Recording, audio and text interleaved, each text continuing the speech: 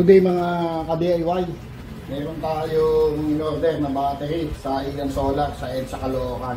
Pylontech Pibos battery, lithium battery. I-open natin, review natin kung okay ito. Gamitin natin sa solid side grid on grid na solar inverter natin.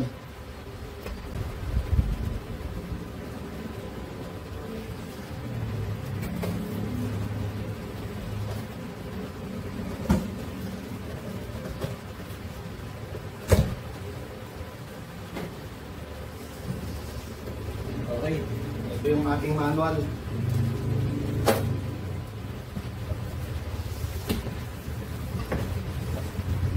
Okay, included yung ating battery cable. And then meron tayong extra ground wire para sa ating system protection.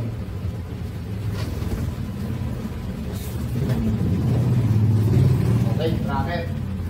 Ito yung ating bracket.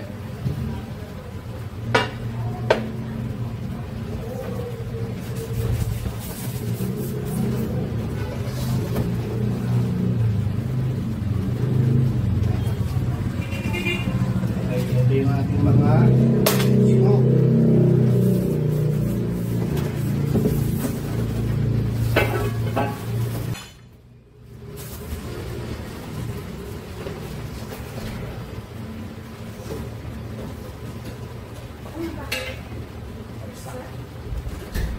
Okay, ito yung ating bracket.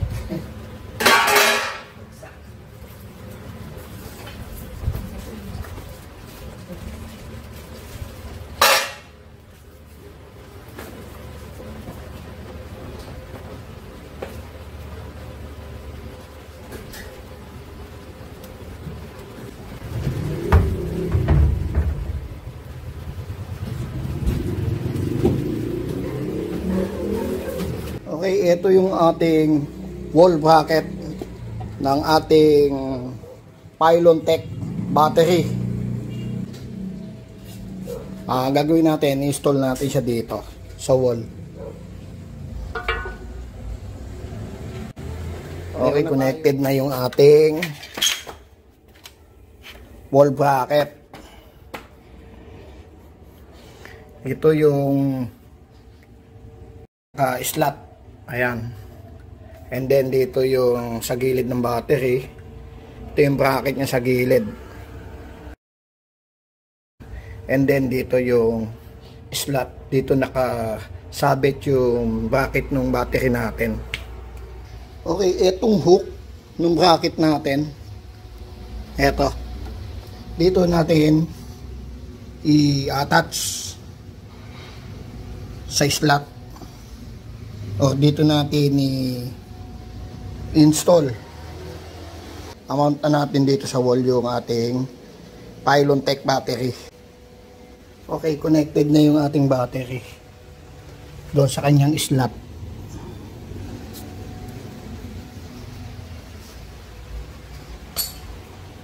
Ang next natin yung circuit breaker ng ating battery, and then yung safety device natin, DC, AC, circuit breaker, and SPD, and then yung ATS, then yung inverter, solar inverter natin na Solis, install natin dyan. Okay, na-install na yung ating cable tray.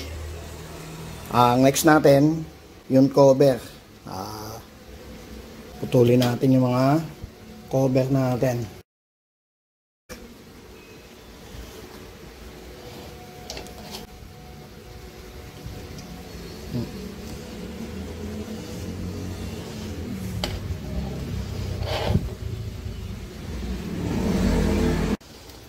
Okay, yung isang cover natin dito sa cable tray natin, ito ay connected na.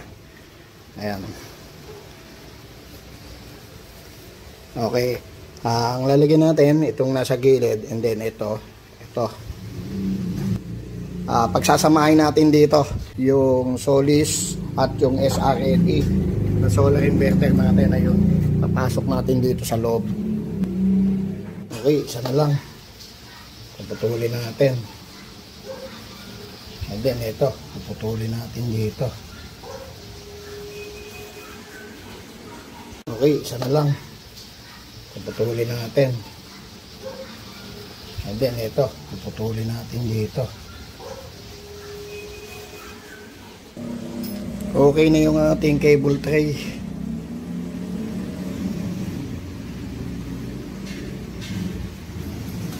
Ang next natin, yung mga safety device, AC, DC, circuit breaker, SPD, and then yung DC circuit breaker ng ating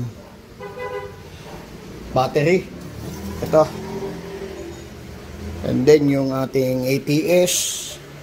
And then yung isa nating solar inverter doon sa labas, SRNE, ay dito ulit natin lalagay. Kasi naaanggihan siya ron. Ayun. Meron siyang cover na acrylic, pero dapat meron pa siyang plastic. At kasi itong SRNE ay mababa yung IP rating. Unlike dito sa ito IP65, itong Pylon Tech na battery natin, pwede ito sa labas. Pero dito na natin sila pagsasama-samahin. Yung SRNE na hybrid off-grid, and then yung Solis hybrid on-grid. Okay, ito yung ating combiner box. At ito ay luma na. Pero ito na lang yung gagamitin natin dito. Install natin dito. Okay, connected na yung ating HT18 combiner box. Okay, install na natin itong mga safety device natin. AC, DC, SPD. And then AC, DC circuit breaker. Ito na yung ating combiner box. Install natin yung DIN rail natin.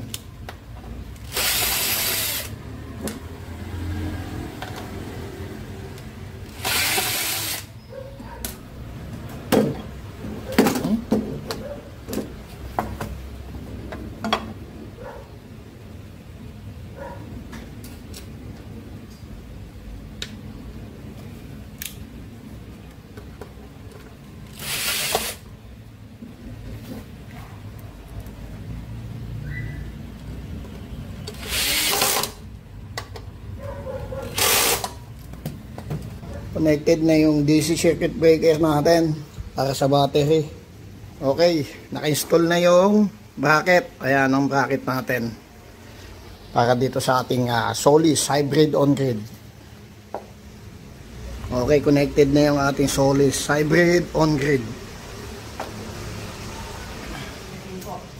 Yung ginawa natin, yung wiring installation, and then yung ating Pylon Tech na 51.2 volts, 100 ampere hour, equivalent ng 5.12 kilowatt hour. Ito po yung Pylon Tech na battery natin from Ian Solar. At shout out kay Ma'am Tintin, siya yung contact natin, at sa kanya tayo nag-order online.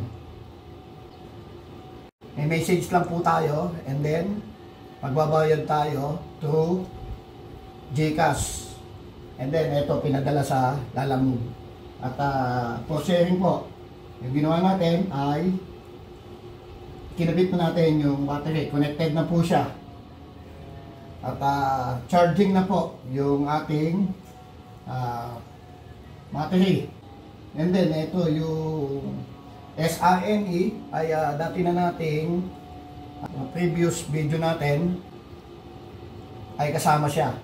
At ito ay doon naka-install.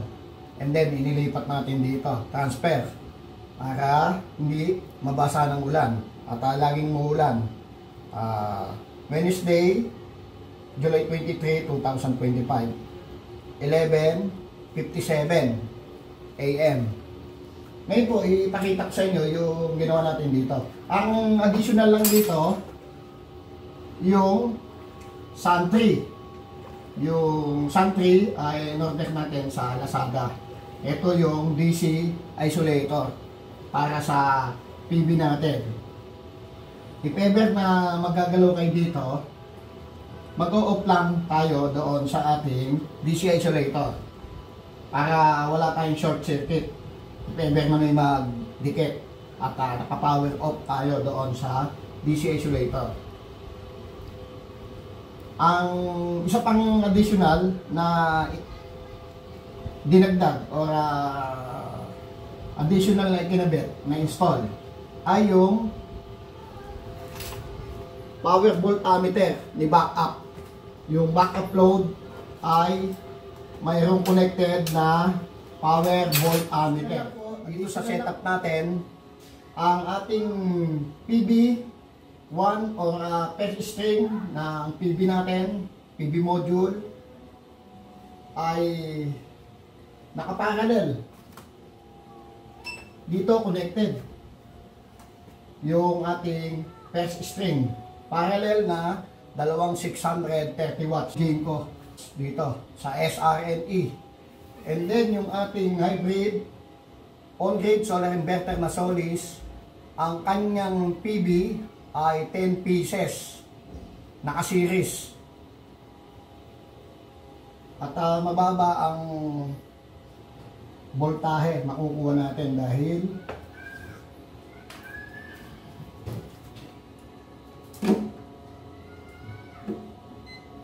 makulimlim. 10 pieces na 550 watts. Iyan solar.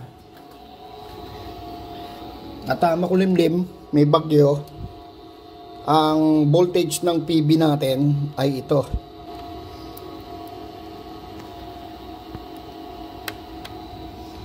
...359 volts.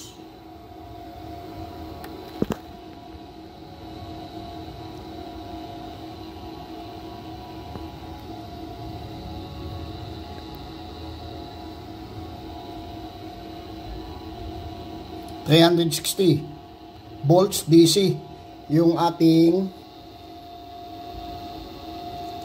voltage ng PB natin. 360 volts dito sa ating second string na connected dito sa ating PB2. Ito yung ating PB2 additional na naka-install ngayon, yung power voltmeter. Ito ay connected sa backup load ni hybrid on-grid solar inverter na Solis. Ito yung ating hybrid on-grid solar inverter ay Solis. And then itong ATS ay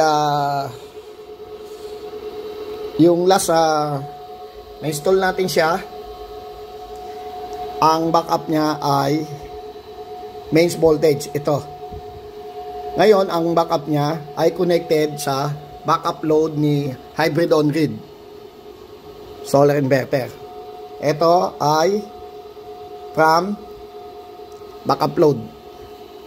Yung backup load ay dumaan dito sa power voltmeter. And then dumaan dito sa AC circuit breaker. From backup load dumaan dito, connected dito sa ilalim ng ating current coil, pumasok, and then lumabas, pumasok sa AC circuit breaker sa line in, and then line 1, line 2 sa line out, line 1, line 2 pumasok dito sa source B RN, line 1, line 2. Okay, dito tayo sa DC isolator. Yung DC isolator, yung terminal 1 ay line in. Ang line out ay terminal 2. Ito yung terminal 2. Line in, terminal 1, positive ng ating PB1 or yung ating first string. And then dito yung line out. And then terminal 3, line in. Ang line out ay terminal 4. Ito yung negative ng ating PB. From PB array natin sa taas. And then terminal 5, positive ng ating PB, second string. Ang line out ay terminal 6. And then line in, terminal 7. Ang line out ay terminal 8. Pumasok sa terminal 7 yung PB negative natin. And then dito yung line out, terminal 8. Yung PB1 ay, yung first string PB1 ay connected dito sa DC circuit breaker. Ito ay naka-switch off. Siya ay naka-idle. Yung PB1 first string ay ginamit ko dito sa SRNE. Yung PB2 o second string ng ating PB array, ito ay connected dito sa DC circuit breaker. Line in, positive and negative. Ito, ayan. And then meron tayong nakaparallel na DC-SPD. Positive ng DC circuit breaker ay connected sa positive ng DC-SPD. Positive ng DC circuit breaker ay connected sa positive ng DC-SPD. Negative ng ating DC circuit breaker ay connected sa negative ng SPD. And then dito, ganun din. Sa first string natin, PB1. Sa line in, ang positive ng DC circuit breaker ay connected sa DC-SPD. Ang negative ay connected sa line in, negative ay connected sa negative ng DC-SPD.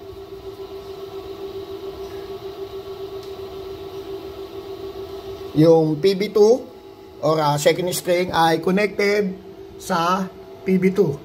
Ito yung PB2. And then yung PB1 ay naka-idle. Hindi siya connected dahil yung first string natin ay ginamit natin dito sa SRNE. Ito siya. From dito sa DC isolator, pumasok sa line in. And then, lumabas dito sa ating line out. Dito, siya connected sa DC circuit breaker ng ating PB. And then, sa line out, from line out, going dito sa PB input. And then, meron ding nakaparallel na DC-SPD. Positive ng DC circuit breaker, connected sa positive ng DC-SPD. Negative ng DC circuit breaker, dito sa line in, ay connected sa negative ng DC-SPD dito sa line in. Okay, yung ating backup AC circuit breaker, ito. From dito, and then going dito, and then pumasok dito sa line in, and then yung ating line out dito, from sa line out ay connected dito. Okay, pa-power on ko para makita natin na yung ating power voltmeter ay connected sa backup load. Ayun.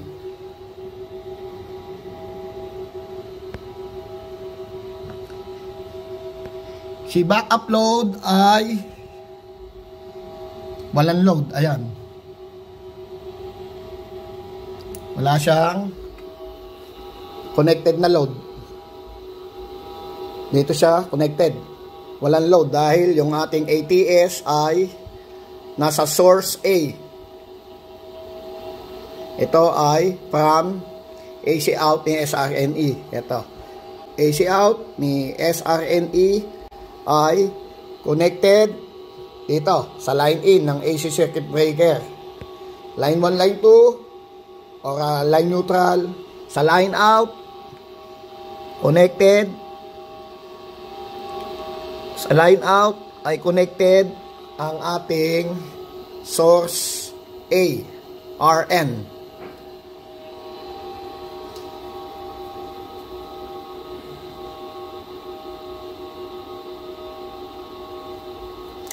Okay, dito tayo sa mains voltage. From meter natin sa grid. Yung ating kilowatt hour meter from grid ay connected dito. Yung load side natin from kilowatt hour meter ng grid natin ay connected dito sa AC circuit breaker sa line in. Line 1, line 2. Line neutral. Wala naman tayong line neutral dahil ang service natin dito is single phase 3 wire. Line 1, line 2, and then merong ground. Yung ating supply from grid.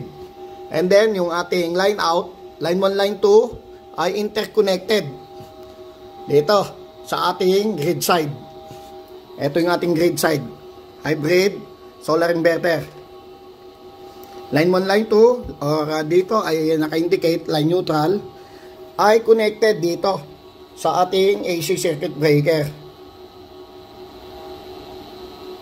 Line neutral or line 1, line 2. At meron pa tayo isang terminal para sa PE, protective earth, yung ating system protection, ground.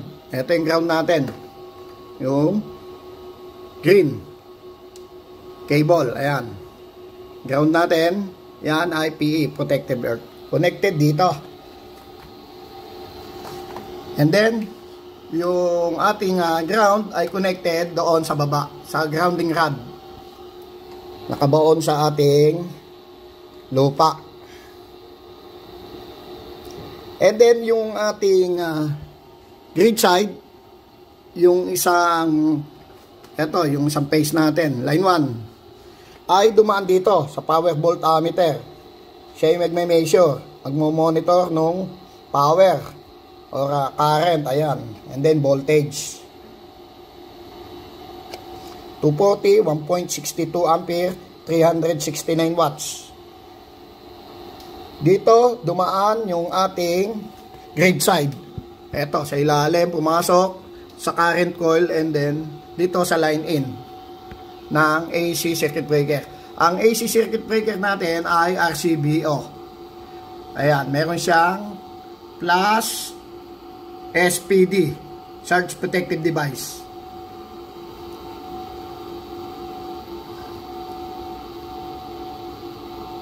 Ito po, lightning protection.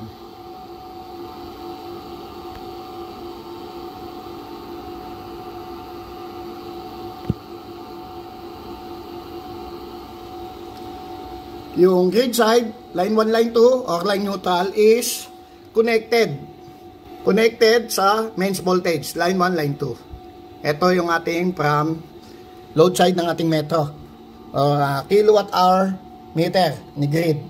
Interconnected yung grid side natin. Ito dito meron tayong 1 and 2 terminal.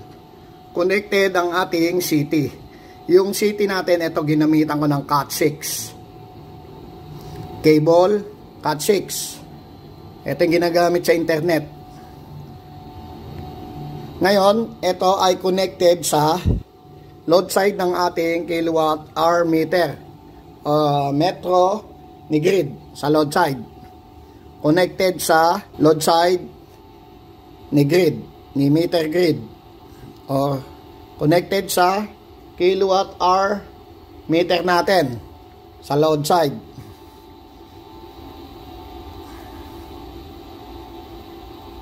Pwedeng sa circuit breaker or pwede doon sa ating panel board.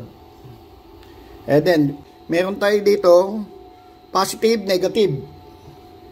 Ito yung ating terminal ng ating battery ni Solis Hybrid On-Grid Solar Inverter. Positive, negative. Ito ay connected dito sa line in ng ating DC circuit breaker. Positive, negative.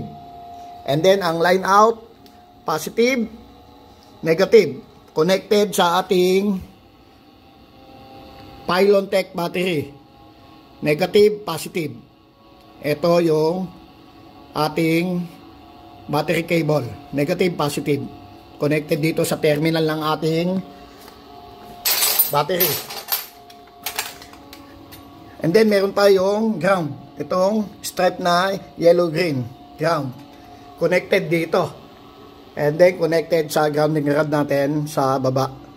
Ito yung communication, dito connected yung ating LAN cable sa controller area network. Meron ditong communication port CAN, connected ito.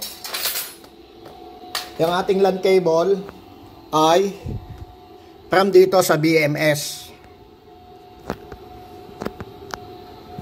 Ito.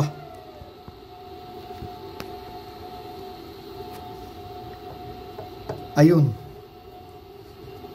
BMS. Ito yung connected sa ating communication port. Ayan. Dito. Meron diyang CAN, yung CAN. Controller Area Network. Connected diyang BMS natin. Ito. And then meron tayo dito para sa wifi. Ayan. Itong ano, hindi ko na ginagamit. Antena.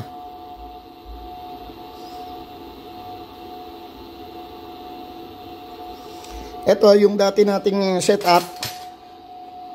Ito ay naipakita ko na to sa video natin. Ito rin yung setup nung ginawa natin doon sa labas. Ni-remove natin siya doon at ilang bagyo na yung dumadating ay naaanggihan siya. Dito natin siya install. Connected na siya dito sa wall at sinama natin siya rito.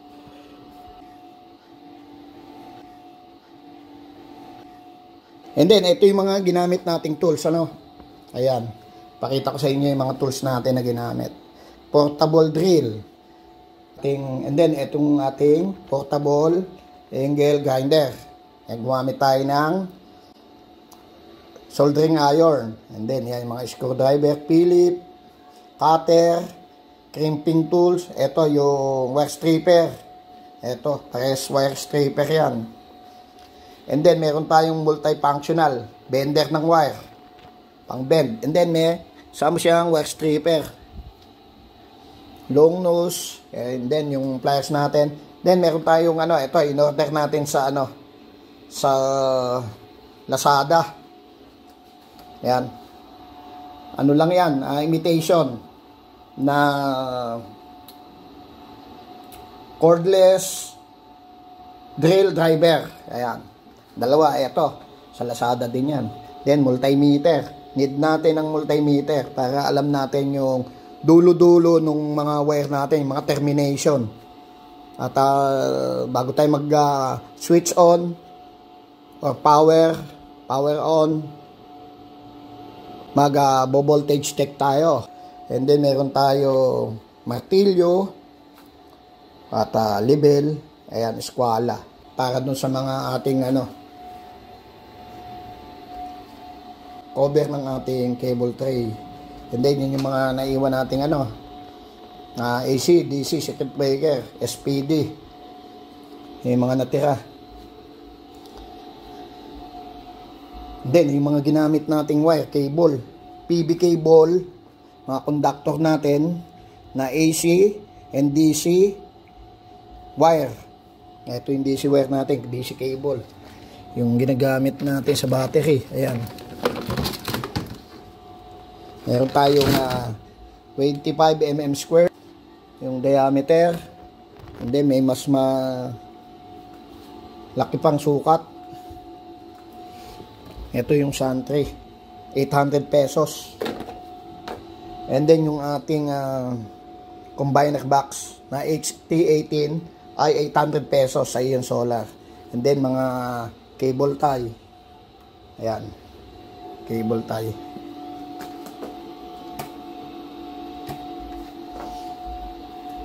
Okay, yung ating battery na Pylontech ay 51.2 volts, 100 ampere hour, equivalent ng 5.12 kilowatt hour. If ang load natin ay 1,000 watts or 1 kilowatt, ay magagamit natin ang ating battery na 5.12 kilowatt hour or less than 5 hours. If ang load natin ay 1 kilowatt or 1,000 watts. Sa next video natin, ipakikita ko sa inyo ay mag-install pa tayo dito. Paparallel natin yung ating battery. Add tayo ng dalawang battery na Pylon Tech battery from Ian Solar. Shout out kay Ma'am Tin sa Ian Solar. Sa yung contact natin at naka-promo ng 40K. Ang original price ay 49K. Okay, ipakita ko sa inyo yung ating harvest. Ang oras po ay 12:27 Wednesday, July 23, 2025. Ang harvest ay 1,449 watts. Yung PB natin. Ayan. And then dito sa grid 0. Wala tayong import.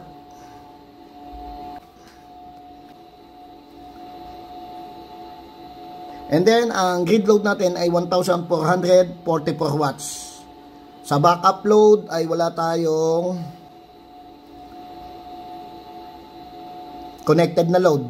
Ayan, 0. And then dito, yung ating battery ay may battery charge na 99%.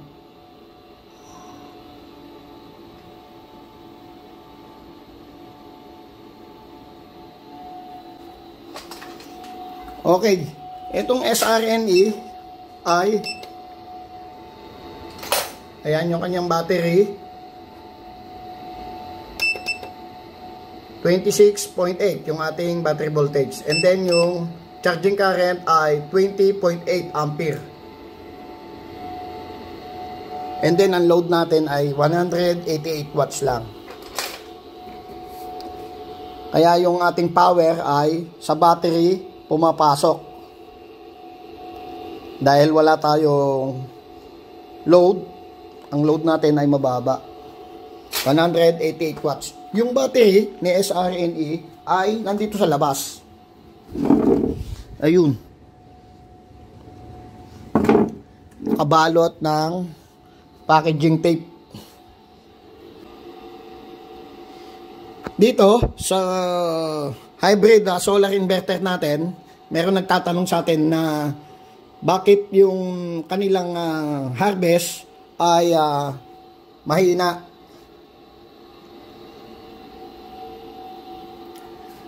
Ang harvest natin ay depende doon sa load natin. Pag malaki ang load natin, malaki yung ating harvest. Once na wala tayong load, wala tayong harvest. If ever na may battery ka, yung harvest mo dito sa PB ay papasok dito. Magcha-charge siya sa ating battery. If ever na wala ka namang battery o puno yung battery mo at wala kang load, wala na tayong harvest. Bababa yung ating power na ibinibigay. If ano ang load natin, yun lang ang ibibigay ng ating solar inverter from PB. At doon siya nagtatanong, ano ba yung kaibahan nitong hybrid off-grid sa hybrid on-grid? Si hybrid off-grid ay hindi interconnected yung AC out. Ito, AC out. Line 1, line 2 or line neutral ay hindi connected sa mains voltage natin from kilowatt hour meter natin from grid. Hindi siya connected. Kaya ang tawagin siya ay off-grid. Yung hybrid on-grid, interconnected siya. Yung grid side natin ay connected sa mains voltage natin from kilowatt hour meter ng ating grid. Yan ang pagkakaiba. Yung ating grounding, ito. Lahat ng grounding natin ay magkakasama. Ayan, combine. PE, Protective Earth ni DCSPD, connected dito sa PE grounding ni ACSPD. Ayan, magkakasama sila. Ito, ACSPD connected dito sa grounding lahat. And then, yung kulay green. Green cable natin, green wire. Connected dito. And then, same lang din dito. Sa ACSPD, para ground. ACSPD ng ating grid side. Ayan. Connected sa ground. Eto. Ayun. Sa ilalim. Ayan. And then yung ground ito. Bumaba. Connected dito. Ayan. Eto. Eto. Connected siya dito. Meron tayo ditong terminal lag. Nakatornilyo sila dyan. Ito pa yung isang ano natin. PE. Yung ground. Protective earth. Connected ito dito. And then ito. And then ito. Ito.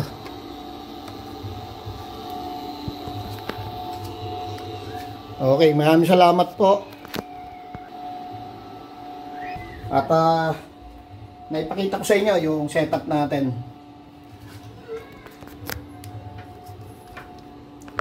At hindi tayo nakaka-reply minsan sa mga comment ng video natin dahil tayo po ay nagtatrabaho. Pasensya na po at hindi nakakapag-reply dahil po ako po ay may trabaho. Naglilibang lang po sa mga video, sa mga ginagawa at sinishare yung mga video at lagi nasa trabaho at hindi po nakakapag-reply sa mga comment. Maraming salamat po. Thank you.